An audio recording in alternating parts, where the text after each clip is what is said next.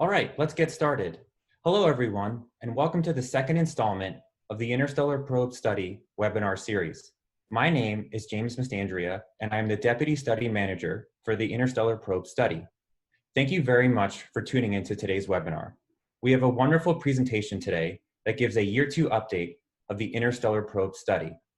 And after the presentation, we will have a question and answer session. Before we start, I would like to outline the logistics of today's event. As a member of the audience, your audio and video are off. During the presentation, please submit your questions in the question and answer feature. You may also upvote questions. During the question and answer session, I will start with the questions with the largest amount of upvotes and proceed down the list. Also, for more information about the Interstellar Probe and for information on future webinars, please visit the Interstellar Probe website. And now I'd like to introduce today's speaker. Dr. Ralph McNutt is a physicist and a member of the principal professional staff at the Johns Hopkins University Applied Physics Laboratory. Dr. McNutt has been a leader on multiple space flight missions, exploring the solar system from the sun, past all of the planets, including Pluto, and out into the interstellar medium with the Voyager spacecraft. He has also served on multiple National Research Council committees focusing on the tools and technology needed to maintain America's leadership in space exploration. He has been studying and considering exploration of interstellar space from an early age, including a treatment of the subject in his junior year at a small high school in Texas. He is the principal investigator for the ongoing 4-year Interstellar Probe study of a pragmatic mission concept to explore the nearby pristine interstellar medium. And today he will be giving a Year 2 update of the study. And with that, Dr. McNutt, the floor is yours. Thanks, James.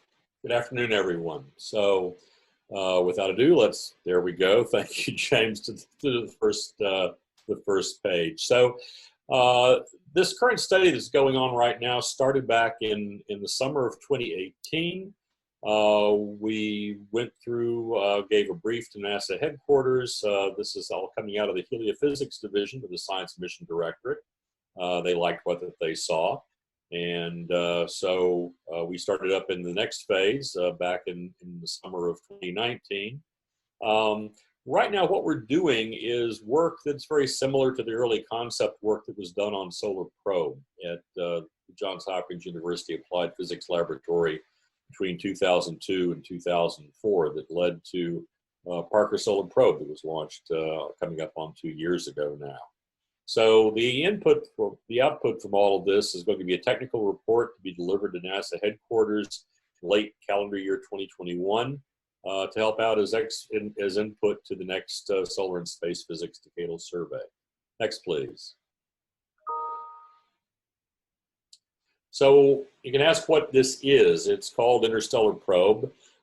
It's a mission through the outer heliosphere into the nearby very local interstellar medium, sometimes called the VLISM.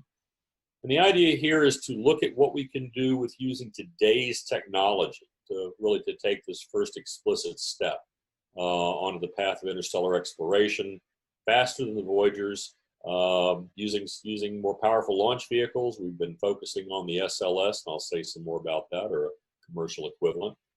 And the idea is that this could pave the way for more ambitious future journeys and more ambitious science goals. It's the idea that we keep building upon what we do, but you have to start somewhere, and this is sort of the first step in all of this. Next, please. So let me just say what this is not. It's not about interstellar travel. You know, there's actually has been a lot of technical work that's been done. People did a lot of concept papers throughout the 20th century. Robert Goddard sort of started this with his penned note on what he called the Great Migration back in 1918. Sonder and the Soviet Union speculated about relativistic space travel by people. All of the notions of relativistic rocket mechanics were worked out mathematically. Looking at what it would take in terms of energetic, and everybody pretty much concluded that this is a really hard thing to do. Next, please. So the other thing that's been speculated about is even colonization. Perhaps I can go more slowly, but take more people with me. Actually, J.D. Bernal speculated about this in 1929. There have been others since then that talked about that. One notable work was by Stephen Dole, Habitable Planets for Man. That was a RAND study in the mid-1960s. And there's been other speculation since then. But again, we're not talking about going to Alpha Centauri. We're talking about getting out into the interstellar medium between us and there. Next, please. So what sort of started off this, this idea of looking at the interstellar medium was a meeting in 1971 about looking at solar system escape. And this was really motivated by what was then pinned as the forthcoming flights of Pioneers F and G. Well, once that they launched, those were Pioneers 10 and 11, which were, of course, the first probes that went past the asteroid belt. And this got people thinking about, well, okay, we know by that time, of course, we knew about the solar wind. We knew that at some point the solar wind would have to run into the interstellar medium. There'd been a lot of theoretical speculation. A.J. Dessler, who's one of the people on this paper, had actually done a lot of the writing about that as well, that about what that interaction might look like and what it might take to actually get to far enough away from the sun that one could actually study that. Next, please. So if you go back to the beginnings of NASA, there were 3 special probes that were outlined by, this is by what was called the Simpson Committee. It was committee number 8 of the what was then the Space Science Board. This is at a meeting in 1960. John Simpson at the University of Chicago was the chair. Van Allen was on it. Quite a few other people were on it from the early era of space. And they were looking at what you could do and what would make sense in terms of compelling science for exploration. And they came up with respective fields and particles with 3 special probes. One would be a solar probe designed to go very close to the sun. One would be an outer solar system probe to be aimed away from the sun and the plane of the ecliptic and go out as far as and as fast as possible. And a third would be a probe that would be going perpendicular to the plane of the ecliptic. If you could have the next time step, please. And of course, we've done 2 of these. So the one at the bottom, it was Ulysses. We did manage to get pretty much perpendicular to the plane of the ecliptic and got a better idea of what the 3-dimensional heliosphere looks like, the bubble in the interstellar medium blown by the solar wind. And of course, Parker Solar Probe, as I mentioned before, started a couple of years ago. So it is gradually making its way using Venus gravity assist closer and closer to the sun. So the one that hasn't been done at the time was the one that people also had said it would probably be the simplest one. And that was really doing what would be what we're calling today an interstellar probe mission. Next, please. So the questions that one can look at scientifically, they're not new. These were actually looked at in some detail at the Jet Propulsion Laboratory in a study that was done in 1976 to 1977. It was documented in a paper in Icarus called Science Aspects of a Mission Beyond the Planets. This was published in 1979. And the main objectives were to characterize the heliopause, indeed look at the heliosphere overall, get into the interstellar medium and see what was really be out there, determine the characteristics of cosmic rays, and really look back at our overall system and see how that it interacts with the interstellar medium. There were secondary objectives that also had to do with looking at planets. For example, at that time, Pluto certainly hadn't been explored. There had been no plans, and there was talk of actually taking a probe up and dropping it off by Pluto to go into orbit on the way out of the heliosphere. There were also questions of being able to look back at the extragalactic background light possibility that would be enabled by being away from the dust that's in the inner part of our heliosphere. If we could go to the next one, please. So those questions really haven't changed that much because we're still trying to reach out and understand about our role in the local interstellar medium. We've changed some of the words a bit. We talk about our habitable astrosphere. We know for a fact that we do indeed have this heliosphere that blows this bubble in the local interstellar medium. And by looking in the infrared, we've been able to actually see similar structures around other stars out there. We know that this must be common. We know that this has got to be somehow related to the habitability of our own place in the universe. We know that the exoplanets are out there, and the question is, how do you put all the pieces together? And to be able to do a better job at that, we really need to get out of our own heliosphere and take a look, because this neighborhood's the one that's actually accessible to in situ measurements. Next, please. So the Voyagers, Voyager 1 and 2, of course, are still operating almost 43 years past their launches. They were really the accidental interstellar explorers. They were designed to last for 4.5 years, so they've outlived their warranty by almost a factor of 10. They are running down with respect to power. Of course, the technology and the instruments that were used in the payload date from the 1970s and were really mainly focused on the planetary targets that the Voyagers were going by. We are out into the interstellar medium, at least most people think that, with the Voyagers. We've gotten past the heliopause with both. We still don't understand some very general things about the force balance between the particles and fields distributions and that of the local interstellar medium. The topology, there is some new debate about what the shape of the heliosphere looks like. Is it more spherical? Is it more like a windsock?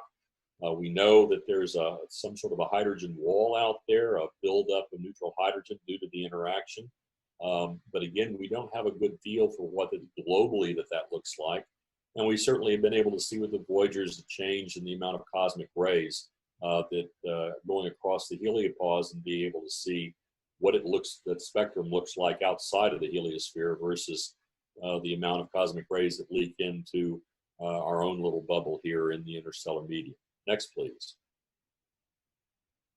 So there is also opportunities across disciplines. Again, this was something mentioned back in the 1976-77 JPL study. Of course, we've been by Pluto now with New Horizons. So the tables have been turned. Instead of using dropping a probe off to Pluto on the way out of the interstellar medium, New Horizons is now in an extended mission, having gone by Pluto, gone by Arrokoth, the small Kuiper Belt object, back on the 1st of January of 2019. And it too is joining that fleet, comprised of Voyager 1 and 2 and the now silent Pioneers 10 and 11, going out into the interstellar medium. We know about the circumstellar dust disk. We actually see counts of dust particles with the dust detector on board New Horizons, as well as with the plasma science instrument on board the Voyagers. And we know that from looking at exoplanet systems, that this is a common feature of star systems that have exoplanets. And then finally, the question of the extragalactic background light, which was talked about in the JPL study, is still a big question mark. And we still is something that, again, if we can get away from the dust in the inner part of our own solar system, it's still another window that to be opened and to be able to understand something more about the very origins of the universe. Next, please. So what we're doing in this study is really adopting what we've called a menu approach. This is not a science definition team. It's not a science and technology definition team. We're not putting together a mission. We're looking to see what pragmatically is possible in the near term. So part of the charge to us has been to engage the science and technical communities that are out there. We've had a couple of workshops over the last couple of years. We're going to have another in New York City. We're going to have another workshop, and the plan is to have it locally in the Baltimore area this coming fall. It will be larger and it will be virtual if it has to be. We'll see. We're keeping a close eye on that. But the idea is to pull in everyone from around the world in terms of ideas, and to put together a menu of what has been done and what can be done. And the point is, if I go into a restaurant, typically, I would like to hope, you don't order everything off of the menu at one sitting, but rather you make a choice. And this is something that a science definition team would do. But you would like to be able to have the assurance that if I order something off the menu, that it can actually be cooked back in the kitchen. And so that's what we're really doing, is we're putting together the menu and making sure that if a future science definition team can place an order, it indeed can be delivered. And we're also going to be looking at the cost of what these things are, because Again, if you're in a restaurant, typically you might want to know what things are going to cost before you place the order. Next, please. So we put together, again, working with a lot of people both within APL and on the outside through these workshops, the notional science state traceability matrix, trying to look at some of the requirements for various mission designs, looking at the questions, the objectives, measurements, and the mission phase that might be used for accomplishing these. And again, sort of starting from the very beginning, and then going back and comparing with what was done back in the late 1970s. Things have not changed that much. Even with the Voyagers out there, we still have a lot of very fundamental questions about what the nearby interstellar medium looks like. And so we're continuing to refine this, and again, basically updating things to what is doable now, and community input is greatly encouraged on this, and again, we continue to reach out for that precisely. Next, please. So again, part of the menu is having the instruments, what kind of things, there's various measurements you would like to make, and then it's a question of how would you make them. And so one of the things that we have been trying to do is to take a very hard look at some of the instruments that, again, one might like to be able to fly. We're not going to fly the whole Christmas tree full of ornaments. That's something that probably is not going to work because there are mass and power limitations, as there are on any mission. I'll be talking a little bit about those. But what we have been trying to do is to reach out, get an idea from members of the community of, well, what's out there and what are typical masses, what are typical powers, what are typical data rates, and to try to start filling in that menu to have a better understanding of what you might be able to do and what it would take. And because all of this is at the core of what you do for putting together a spacecraft system that could accommodate various options. Next, please. There's also a question of notional operational scenarios, trying to identify the architecture drivers. We're going to have, if we're talking about a mission that's going out to several hundred AU, which is the current idea, things are going to be different depending upon whether I'm in the inner heliosphere, whether I'm in the outer heliosphere, whether I'm through the heliospheric boundary regions, and then what about being actually into the interstellar medium itself. And all of these are going to have challenges. We have to worry about data rates. We have to worry about how much power we've got on board, whether we're spinning or not spinning. A lot of the details that typically are not thought about too much, except when you're actually developing a mission initially. And so again, trying to put everything out on the table and see what all the interactions might look like in terms of trying to drive what we need to look at for that menu. Next, please. So for example, another piece of this is looking at flyout directions. Again, I'd mentioned that one of the questions is whether that the heliosphere really is symmetrical or whether it's not symmetrical. This has bounced around for a while. There are things that you could go and see on the way out, and for example, Kuiper belt objects. For example, here, if I could have the next time step on this, just to give you an example, one could think about going out on the flank of the heliosphere, maybe 90 degrees from the direction of the incoming interstellar medium. Next, please. If you did that, it would give you a unique vantage point. Next, please. You'd miss the IBEX ribbon, though, for example. The IBEX ribbon, of course, this is the ribbon of energetic neutral atoms that are being created as part of this interaction between the heliosphere and the interstellar medium that the IBEX mission and has been so successful at being able to collect the data on. And we're going to have more on that with the upcoming IMAP mission as well from the Heliophysics Division. Next, please. Depending upon exactly where you go, some of the Kuiper belt objects such as Haumea or Maki-Maki might be accessible, or even for example, another flyby of Pluto, such as was done with New Horizons. Next, please. One of the ways of doing this is passively with a Jupiter Gravity Assist. I'll say a little bit more about that. There's some ways that you would get out there. It may be on the order of almost 8 AU per year. And next, please. We're also looking at what you could do with a powered maneuver Jupiter. So these are just, again, a snapshot out of a subsection of that menu of some of the things that we're trying to think through, trying to gather information from the community about in terms of thoughts of what one might want to actually do on such a mission. Next slide, please. So the central question has always been propulsion. It's always been this issue of, well, okay, so how far can I go and how fast? And this was true of the Simpson Committee. It was true of the JPL study that was done. It was true when this was being debated in 1971. There have been many studies that have been done since then. And this is always the thing that comes up. And it's also true that the near future, quote unquote, capabilities have always been the backdrop for defining the science requirements in a lot of these studies.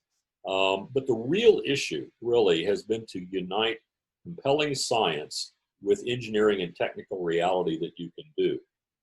I can come up with incredibly compelling science, but if I don't have the means of doing that for the next 500 years, it's not very helpful in terms of really moving the state of the art forward.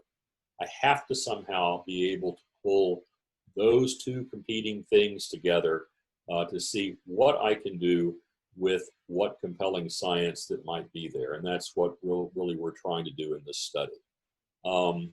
It's a philosophy that people end up adopting for proposals that end up being successful. For example, under the Discovery in the New Frontiers program and the Planetary Science Division.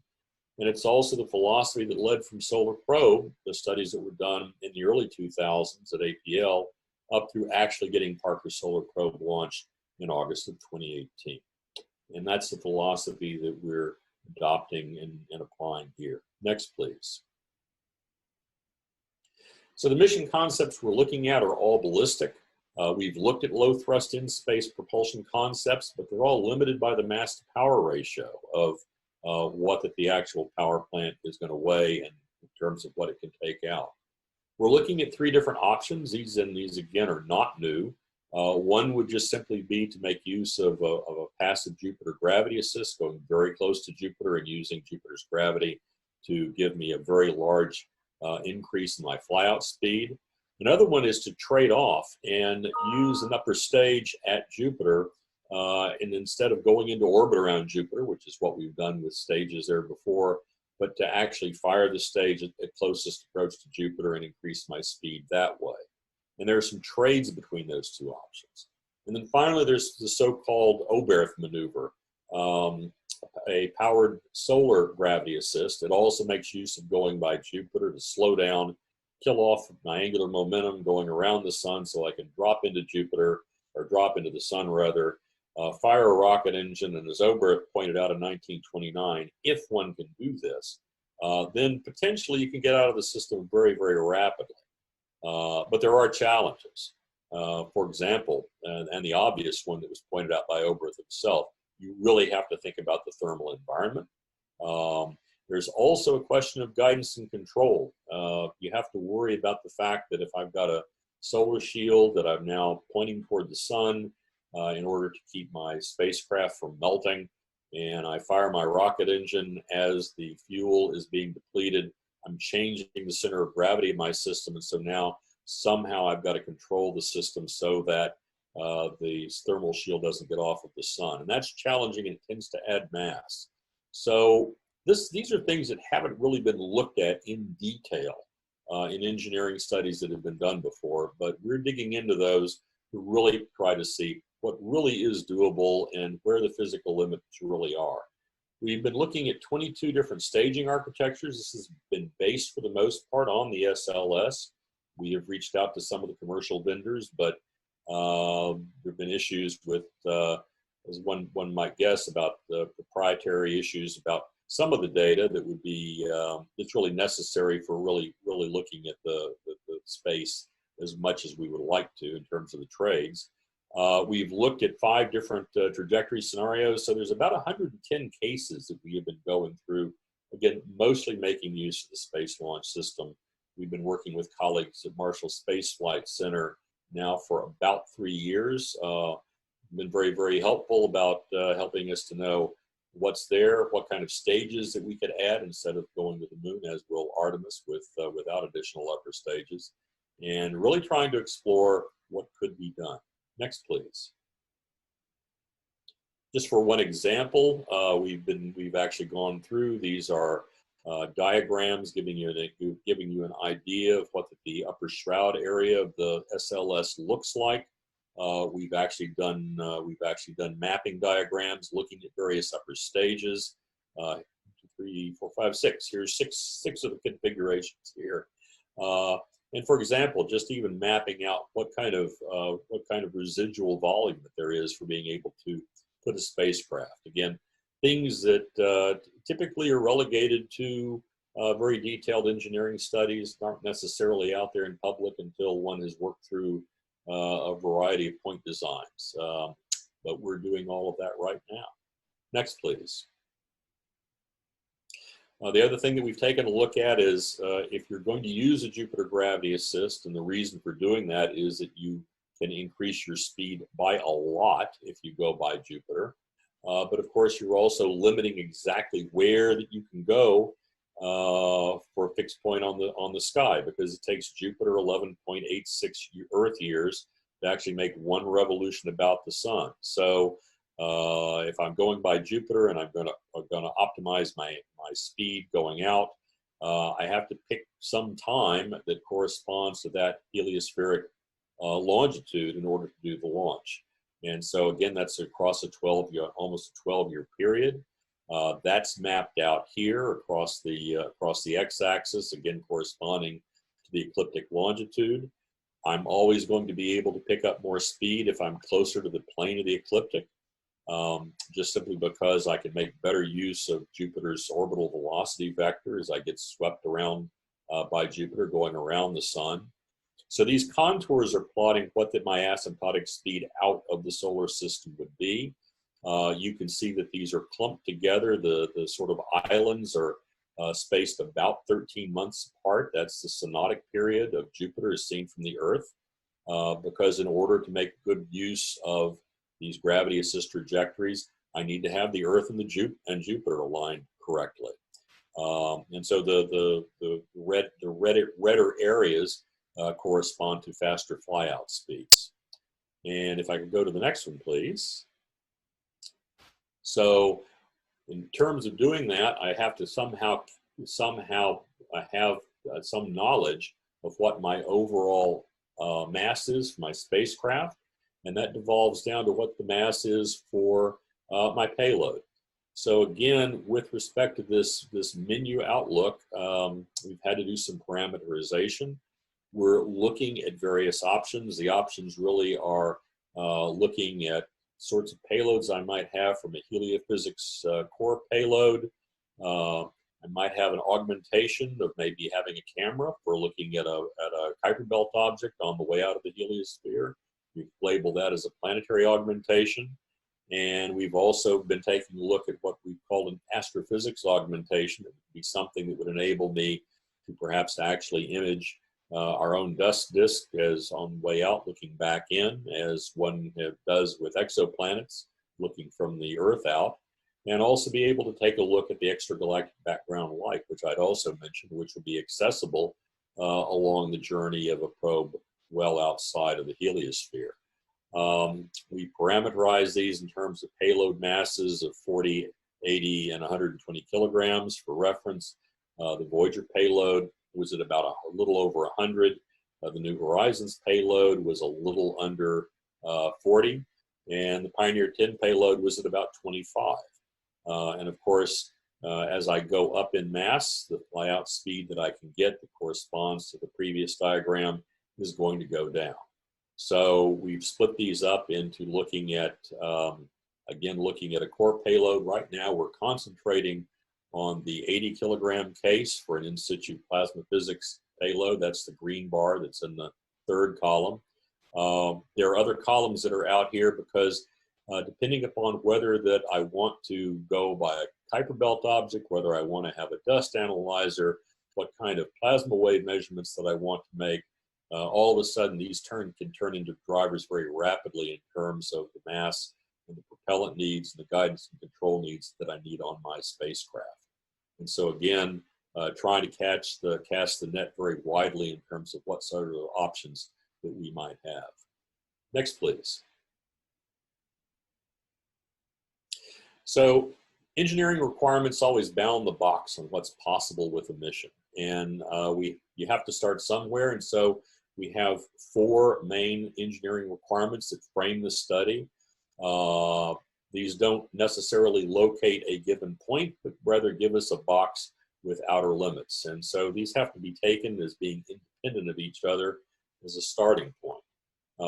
So for readiness, we're looking at what, aside from policy and from money, something that can be launched no later than the 1st of January 2030, really taking to heart this idea of having a near-term pragmatic mission that, in principle, you could actually launch during the time frame of the next Solar and Space Physics Decadal Survey period. Downlink, being able to operate from 1,000 astronomical units. 1,000 astronomical units is a long way out, and so there are a lot of drivers and a lot of trades that one gets into and needs to for the telecom system and the power system that's driven by that. Right now, the Voyagers are sending back about 160 bits per second of data. Voyager 1 is approaching 150 AU out, and so again, we're looking at something much more strenuous than that in terms of requirements. For power, we're looking at something that one could launch with no more than 600 watts of power required and still have about 300 watts of power left at the end of the mission. These requirements are typical of what one can get with a plutonium-238 powered RTG, the kinds that were actually flown on Cassini, Galileo, and are flying now on New Horizons and on the Voyagers, and about equivalent to the sorts of design goals and requirements that NASA is looking at right now for the so-called next-gen RTG, which is be flight ready by the year 2028. And then finally, we're looking at longevity questions. Have a lifetime of not less than 50 years. Now, the Voyagers, again, have been out there for 43. We think that they will last for 50. Depends exactly on the, as the power drops down and what instruments that we may turn off between now and then to conserve power. But again, that was not the design point. The design point for Voyager at launch was 4.5 years. The design point for New Horizons at launch was at about 13 years. And we're going to, we think, exceed that by, actually, I guess we already have exceeded that. And the spacecraft is doing just fine. But it's always difficult trying up front to say what your requirement is for a lifetime. And quite frankly, 50 years is over and above anything that's ever been designed for before in the space business. So we're actually going to be, we've actually have engaged with the AIAA at their Space Ops meeting that's going to be in Tennessee in January. And there's going to be a special session there looking for concepts and features having to do with how do I build a really reliable, very long-lived spacecraft. And I believe that the abstracts are already open at that for that. So take a look at the AIAA website. Next, please. So the critical trade-offs are certainly not new. Again, the mass you have to worry about because E equals 1/2 mv squared. And the energy that you're going to get for the launch is going to come from the launch vehicle.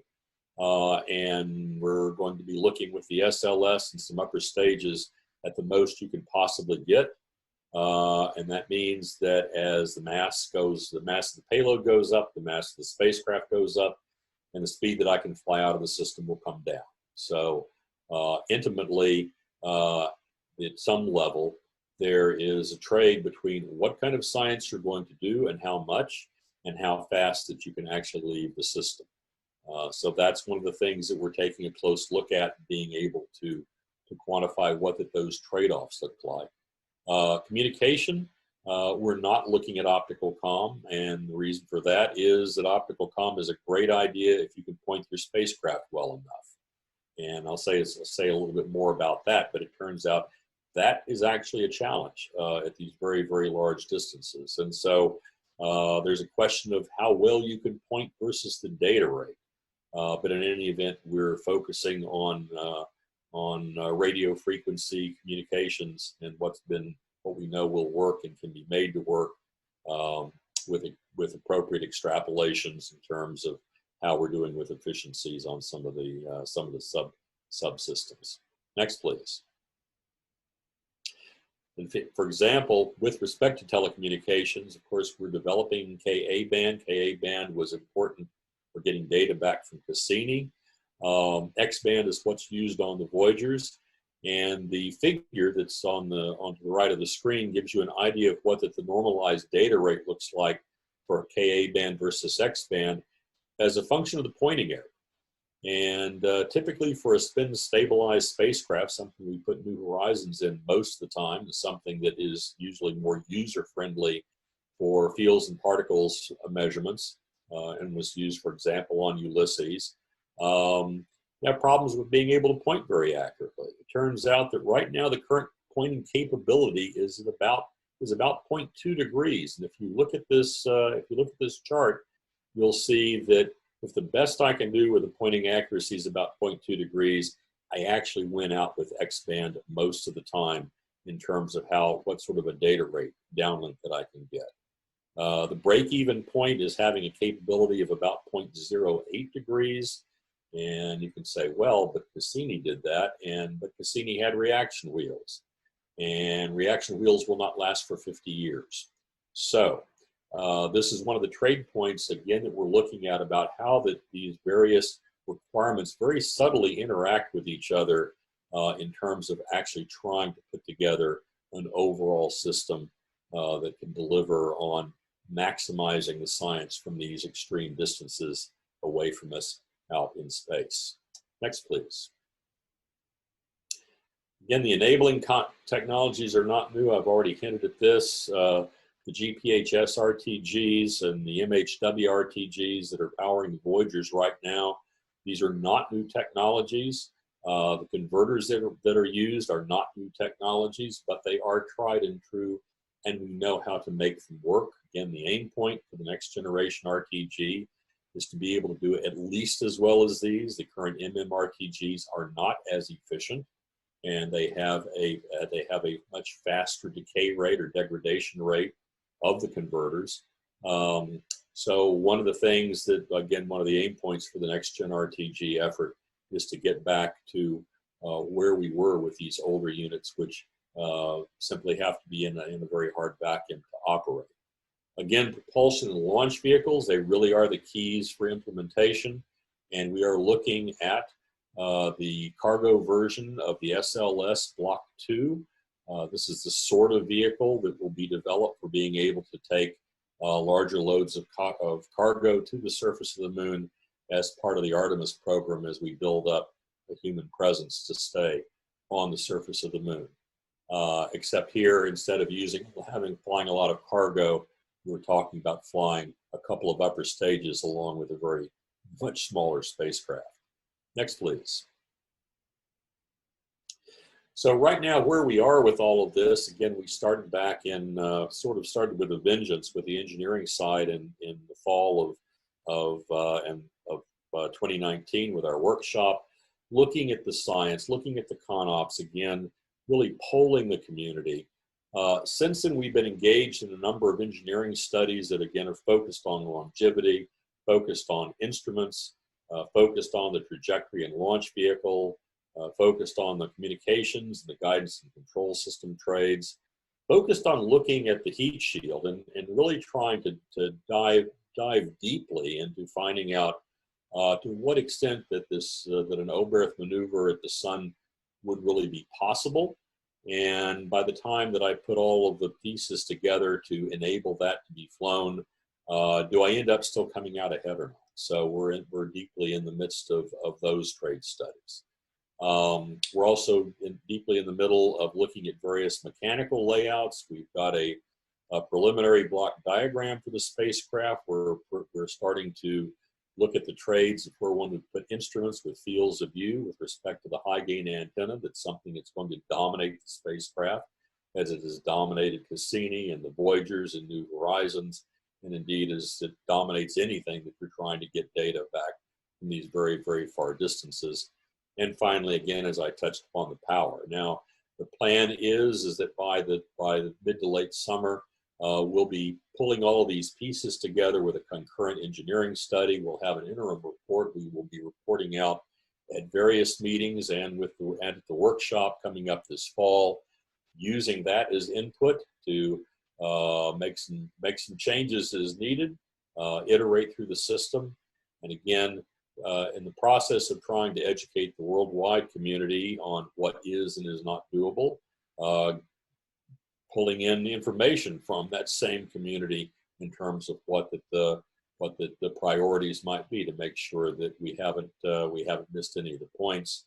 And then we'll be going all through all of this again, tightening things up and looking at an overall cost estimate, not unlike the recent planetary exercises that are going on to support the planetary decadal survey with some concept studies, and have that as something to deliver back to NASA headquarters and to the community in late calendar year 2021 to help to support the deliberations that will be going on in the next decadal survey for solar and space physics. Next, please. So if you want to stay in touch, there's a website out there, http://interstellarprobe.jhuapl. There's a sign-up sheet to be able to be notified about this upcoming workshop, be able to take a look at things that we're developing and the studies that have been done. We're not as populated as well as we'd like to be yet, but we're still doing a little bit of playing catch up, but we're getting there. So this is the way to stay in touch. Next, please. And this just gives you an example of one scenario. This is actually a launch opportunity on the 24th of February, 2030. It would enable us to go by Quasar, one of the KBOs, something like 6 years after launch, if we wanted to. This is an SLS Block 2 cargo launch out of Cape Kennedy, and gives you an idea. This is care of our colleagues at Marshall Space Flight Center. Of course, we've got the solids on the side, sort of the 0th order stage, and then the 2-stage SLS itself, an all cryogenic vehicle burning liquid hydrogen and liquid oxygen. And if I can go to the next step, as we go up, first thing we do is we will be going with this vehicle standardly into a 100 nautical mile altitude parking orbit. We'll be able to get out of that orbit with the 2nd stage of the SLS. Probably fire up a Centaur upper stage. That's something we're looking at, similar to the 2nd stage on the current Atlas V launch vehicles or its extension. Then with a Star 48B, the solid engine out to Jupiter, prograde gravity assist, and then rapidly out of the system. In this simple scenario, it takes something like our Voyager-ish payload up to about somewhere over 7 and somewhere under 8 AU per year, probably. And that's pretty solid. And of course, for reference, Voyager 1 is the fastest thing escaping the sun we've ever built at about 3.6 AU per year. It's actually traveling faster than New Horizons because it went in closer to Jupiter and got more of a boost from Jupiter's gravity. Next, please. And so from the sun, next, to the stars, next. The real journey has only just begun. So it's kind of our tagline for this, and we'll go to the question and answer session. And again, thank you for your attention this afternoon. Thank you very much, Dr. McNutt. And like Dr. McNutt said, we're going to go to the question and answer session. So the first question for you is, can the power and communication systems last for the length of the mission?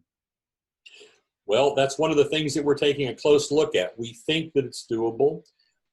We think, looking again, drawing a lot on looking at the Voyager system, the So of course, plutonium-238 has got a half-life of about 87 years. And what really sets the degradation on the power supply is degradation in the silicon germanium converters, which have an effective half-life of about 40 years or so. So from what we've been able to see and from all of the studies that have been done over the last several decades, we think that 50 years is doable. And we think that a degradation in the power output of only a factor of 2, going from 600 watts to 300 watts, is also probably doable, and that those are probably realistic numbers. For the communication system, again, we're digging into that. We're talking to a lot of people out there with a lot of experience on comm systems. Again, Voyager is kind of the gold standard because the Voyagers have actually lasted longer than anything else that we know of. Typically, if you look at ComSats that are orbiting either in LEO or in geosynchronous orbit, they're typically designed to last about 15 years, and then typically they're parked because by that time I've run out of guidance and control fuel and or the technology has changed. And so we tend to not necessarily run spacecraft all the way to their absolute endpoint. What is clear is that as long as you can last the first few years in space, you're probably good for a long time because we're not going to be going through a very heavy radiation belt exposure except at Jupiter on this one.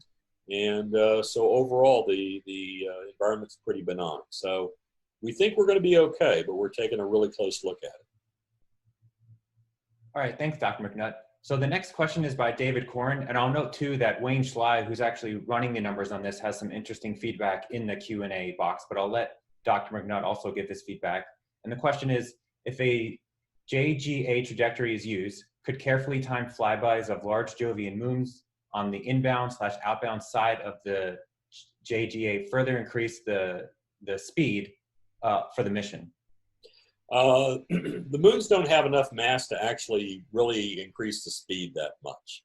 The real issue is going as close to Jupiter as possible. Of course, we've flown things in. Juno's gone into like 1.05 Jovian radii. Of course, that's been in a near equatorial orbit. One of the things, if you're going to be near the plane of the ecliptic, and which will also be near Jupiter's rotational equatorial plane, is you got to make sure that you don't run through the middle of the dust rings. And so we haven't looked in depth at those yet, but we will be looking at that as part of the study.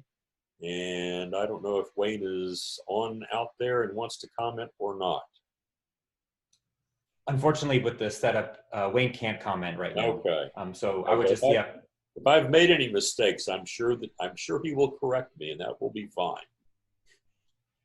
Okay, thanks, Dr. McNutt. The next question is from MW Warner, and it is, you didn't specifically say how long it would take you to pierce the heliosphere, but waiting until then for science results is going to be pretty debilitating. What is the balance between trans-Jovian KBO science and truly interstellar science in your thinking? Are there interesting particles and field studies within the heliosphere?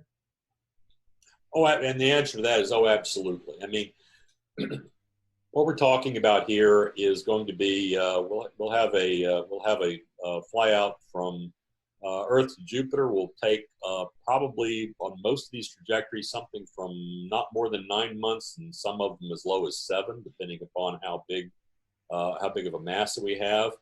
And I mean, already with the kinds of new instrumentation that will be available, we'll be able to do new science even there. And of course, we need to have the instruments on anyway for being able to deal with calibration issues. And this is something we've learned over and over again. Once we get into the outer heliosphere, already with being able to have a changing point of view, if we've got an energetic neutral atom imager on board, we'll be able to already be picking up new science there.